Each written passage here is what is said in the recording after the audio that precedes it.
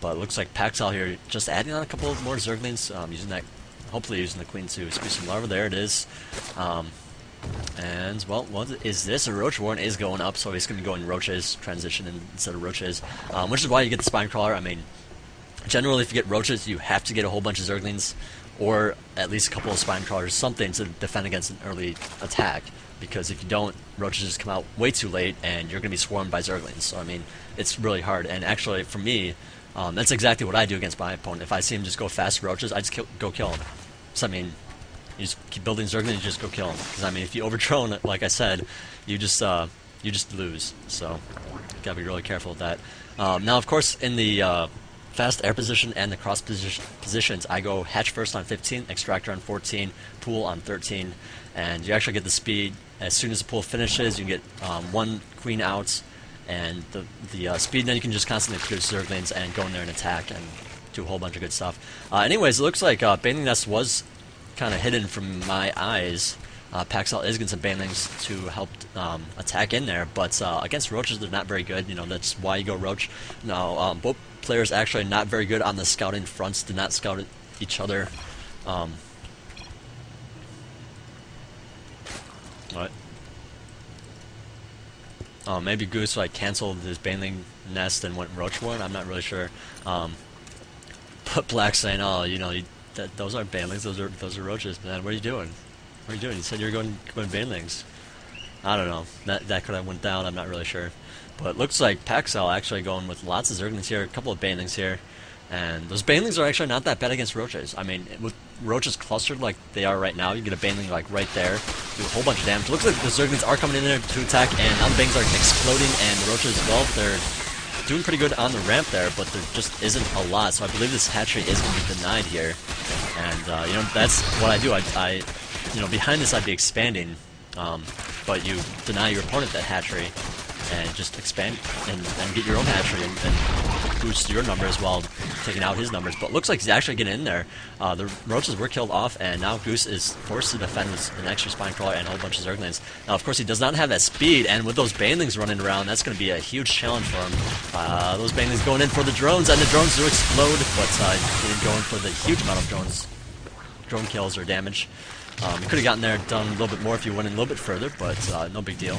You know, it did a lot of damage to that Spinecrawler, which is very helpful. Two more get in there, blowing up that Spinecrawler, and a couple of drones as well.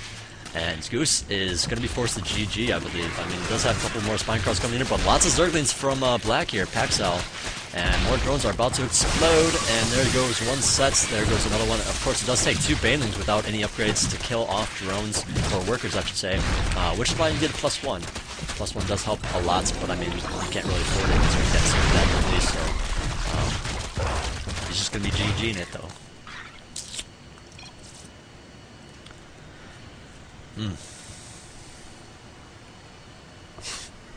Now Black's saying, "Oh man, you should have went Banelings. What are you doing?" No, it's not that getting fast Roaches is bad. You just got to have some way of getting to that point. And once you do get to that point, how do you expand? You know, you need to have enough Roaches to expand. You kind of have to turtle it pretty hard. You can't just put up expansions everywhere. Whereas the person who's going fast Zerglings can. You know, because you have slow Roaches and you're against fast Zerglings. So I mean, it's like, you know, there's only so much that you can do. I mean, it's pretty much the difference between turtling and being able, you know, having fast units that can control the map and take out expansions and all that. And I mean, that's what I like. I prefer. I don't like turtling. I do turtle once in a while, but I do prefer to be more aggressive with Zerglings and whatnot, and to get in there, kill my opponent, you know, kill off his scouts, make sure he can't see anything, make sure I can, and just, you know, win the game that way. You know, I use a lot of Mutalisks, I use a lot of Zerglings and Banelings and whatnot, and I don't know, works out if you do it right. So, anyways, JXP is playing once again. He is our teal Terran player here that's mining. And we do have Paxel, who did win the last game, playing as our black player at 3 o'clock, so it is close positions in Terran against Zerg. And it looks like Paxel going for a pool first. Let's see, what was it on? It looks like an 11 pool. This is, well, it's not an 11 over pool, just an 11 pool. I mean, usually you go in the 11 over pool, you get the Overlord, then the pool, just because then you can build drones while the pool's going up. And it just allows you to get some extra economy. I mean, it's just a little bit slower, but you get more from it, type of thing. So it's just a better order of things, you know. So, anyways, JXP does have that, excuse me, SCV there. So he does know that pool is going up. Looks like he is going to be walling in with that barracks and supply depot. He does need one more barracks to complete it, or one more supply depot at least to complete it. Maybe a barracks, I guess. But we'll see if Paxel decides to go in there with a bunch of Zerglings. Looks like he doesn't have any larvae for any Zerglings, so he's not going to be producing them right away. Just opting for a faster queen, which is not a bad idea. I'd say that at 11, 12, or 13 is generally when you want to get that pool for a queen. If you get it later, then you can get more drones out sooner, but you actually lose larva by not getting it sooner. So, I mean, getting that early queen out does help quite a bit, and then you can expand when you feel like it. It does put your drone count behind a little bit early on, but of course, like I said, you can get actually more drones out just by having that queen out sooner. And that boosts your economy more than you might think. So, and then, of course, you can go that natural hatchery first, and it actually is worse off economically than going for a pool first and a queen if you do the timing right. But that, you know, then you need to get that extra hatch out shortly after, because you'll have too many drones, you won't be able to use all of your larvae, so you need that extra larva. So, I mean, it's really kind of a tricky thing. There's actually a lot of things you can study with that. But I do believe that the pool first is more economical if you do it at the right time. Now, it's really hard to actually do it right. I believe there is probably a lot of testing that could happen with that. But anyways, a couple of Zerglings, actually 6 Zerglings to be exact, going after that SCV, who is now scouting. They're just going to make their way across, and it looks like JXB actually putting up a bunker just in case, since he did see that extra pool. Someone's just kind of being a douchebag, putting up a whole bunch of useless stuff there by checking the box and unchecking it. Looks like he stopped, so that's good. But looks like JXP is putting on 2 barracks here. So it's 2 barracks with a refinery. So this is, I don't know, this is like more of a classic build. Just getting up tech labs and reactors, just going Marines and Marauders, and then medevac. That's something you used to see a lot against Zerg, but now it's a little bit more of a half mech, half infantry play, where you get a bunch of Marines and Hellions and tanks and Thors, which I think is a lot better, just because Banelings and Zerglings do a lot of really good damage against just barracks units and medevacs, you know, and then you go, you know, he's gonna, you know, your Zerg opponent's gonna go Zergling, Baneling, and Mutalisk either way. You know, if it's against Marines and tanks, it's gonna be those 3 anyways. The only difference would be if you went a whole lot of Hellions, then he's gonna probably go Roach. But you know, Zerglings actually do a lot of damage to Marauders. Marauders barely deal damage at all to Zerglings, so I mean, it's just kind of a crazy thing to do, just because it's just not, you know, people don't see it as good anymore. And I mean, I suppose if you do it well, then it could be good. If you know, have really good micro, you can spread out your guys, or you know, clump them together depending on how many Zerglings and Banelings there are. So the more you spread them out, the more Zerglings are going to benefit you, or you know, the more you spread out your units, the more they're going to get hurt by Zerglings, but the less from Banelings. If you keep them clustered, then they're going to take more from Banelings, less from Zerglings. So I mean, it's a tricky thing to really do just right. And for Zerg, it's tricky to really, you know, deal with that as well, because you don't want Banelings exploding on just like one guy. So you do have to, you know, there's a lot of micro actually involved in this matchup, especially with infantry against Zerg units. You know, Zerglings and Banelings. So I don't know. Looks like he's added some more barracks, so it is strictly a Marine and Marauder play right now.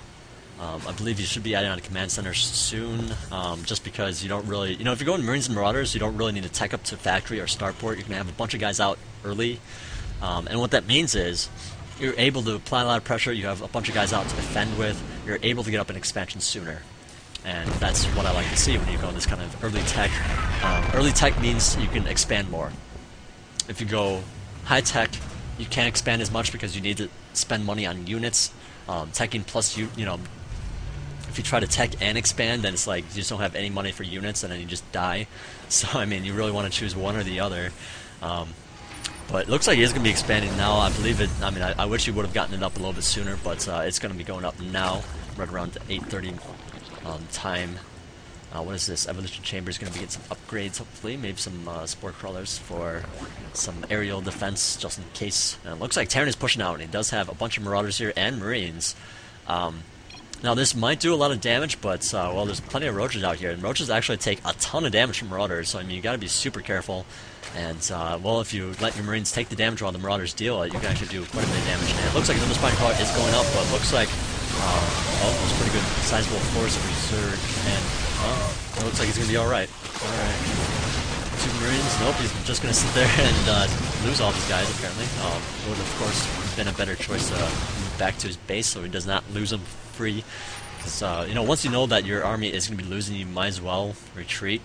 Because, otherwise, you're just going to lose them and you're not going to do any real damage. So, I mean, you might as well save them for later so you can have a bigger ball up. They do work better in bigger balls.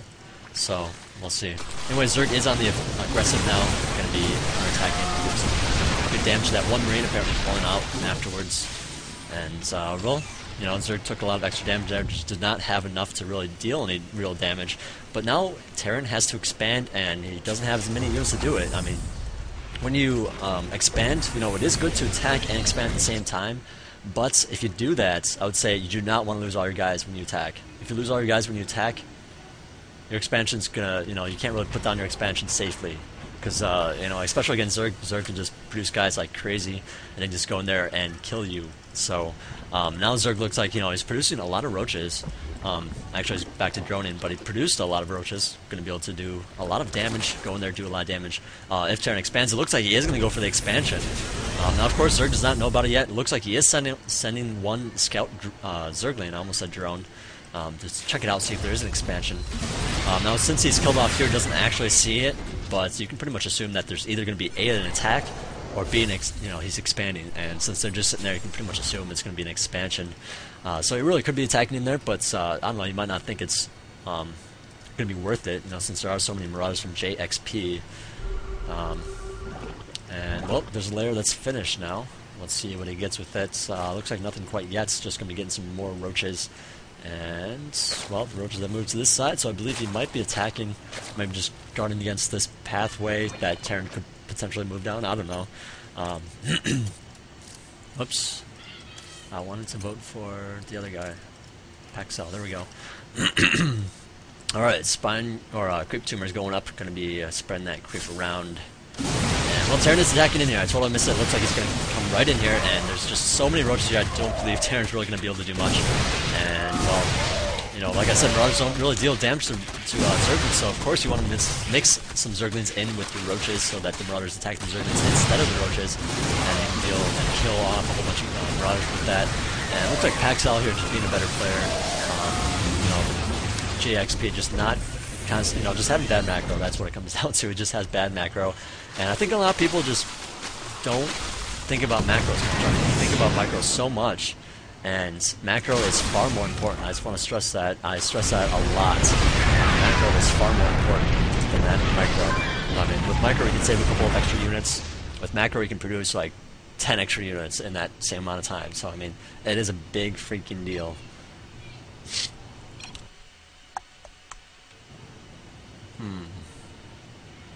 Actually, I'm going to join the next game.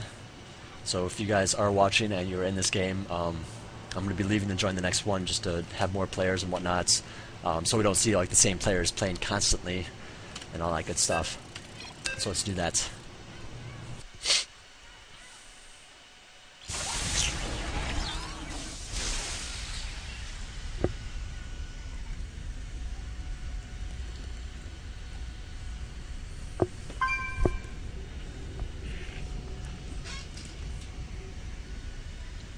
It's taking a while to load.